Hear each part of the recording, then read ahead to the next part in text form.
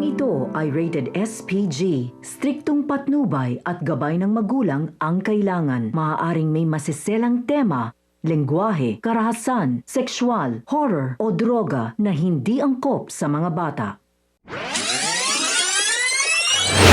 Isang mapagpalang araw mga kapamilya and welcome back. Narito ang mga dapat nating pakaabangan sa FPJ's Batang Quiapo. Pero bago ang lahat, kung bago ka pa lamang sa akin channel ay baka naman pwedeng makahingi ng isang like, share at subscribe. Paano nga kaya tagumpay na nakalabas si Tanggol sa bahay ni Ben sa kabila ng napapalibutan sila ni Miguelito at ng buong kapulisan? Yan ang sabay-sabay nating pakaabangan sa dulo ng video nito. Humahagol-gol habang naglulupasi sa iyak itong si Rigor nang makita niya ang kanyang anak ni Santino na wala ng buhay at duguan. At dahil ito sa plano niyang iset up si Tanggol, ngunit imbes na si Tanggol ang barilin ay si Santino nga ang tinamaan ng bala na mula sa kanya. Kaya naman wala na siyang nagawa kundi humagol-gol at maglulupasay sa matinding sakit na kanyang nararamdaman. At nang malaman na nga ni Marites ang sinapit ni Santino, ay agad nga silang nagtungo sa bahay ni Rigor upang makita ang anak sa huling pagkakataon. Ngunit nauwi sa mainit na komprontasyon ang kanilang pagdating. Tangkaan ni Marites na saktan si Rigor at sisihin ito na siyang dahilan ng pagkamatay ni Santino. At dahil sa tindi ng galit ay itinulak ni Rigor itong si Marites at sinabi na ang pagiging walang kwenta nitong ina ang tunay na pumatay kay Santino. Aamba pa sana si Tess ngunit bigla siyang tinutukan ni Rigor.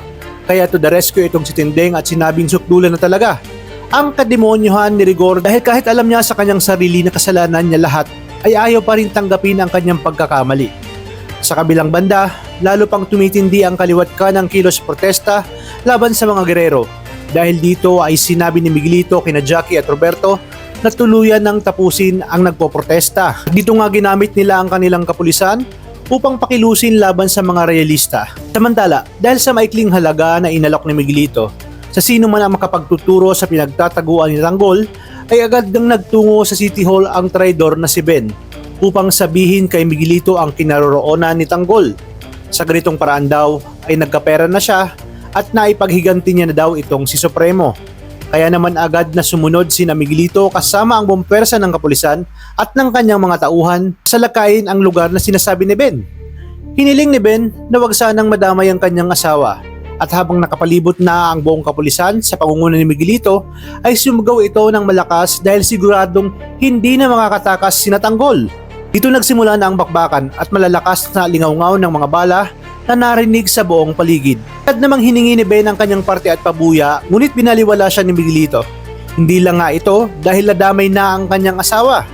Dahil sa matinding galit ay inagaw ni Ben ang isa sa mga barilang tauhan ni Miguelito at sinabing talagang hindi na dapat siya nagtiwala kay Miguelito. Ngunit hindi na siya nakaporma at isinunod na nga rin siya sa kanyang asawa. Ito ang naging resulta ng kanyang pagtatraidor. Hindi naman sumuko si Tanggol at matapang nilang hinarap ang mga kalaban, lalo pat malapit na silang magtagumpay sa kanilang tunay na ipinapakipaglaban. Pero bago ito ay dalawa sa kanyang mga tropa ang napuruhan, sina Bulldog at Thanos, at unti-unti nang napipilayan. Ngunit kanyang ikinagulat nang biglang nagsilabasan ang kanyang mga kapitbahay. Kanyang mga tropa na kapitbahay na sa ganitong sitwasyon ay hindi nila pababayaan itong si Tanggol. Dala ang kanya-kanyang 2x2 at mga armas ay sinugod nila ang mga kalaban na tauhan ni Miguelito at kapulisan at hindi nakaporma ang mga ito. Dito mas lalong lumakas ang loob ni Tanggol at determinado na lumaban pa. Kaya naman dito tagumpay na nakalabas si Tanggol sa tulong ng kanyang mga kapitbahay. Ito ang pinakamalaking pagkakamali na ginawa ni Miguelito dahil hindi na nga papayag itong si Tanggol na hindi matapos itong si Miguelito. Kaya naman dito tagumpay silang nakalabas at nakatakas at dito na babawi sila kay Miguelito. Kaya naman tuloy-tuloy ang pagsubaybay dito lang sa numero 1 teleserye ng Sambayanan, ang FPJ's Batang Quiapo. Maraming salamat sa inyong panonood. Pagpalain tayong lahat, kapamilya.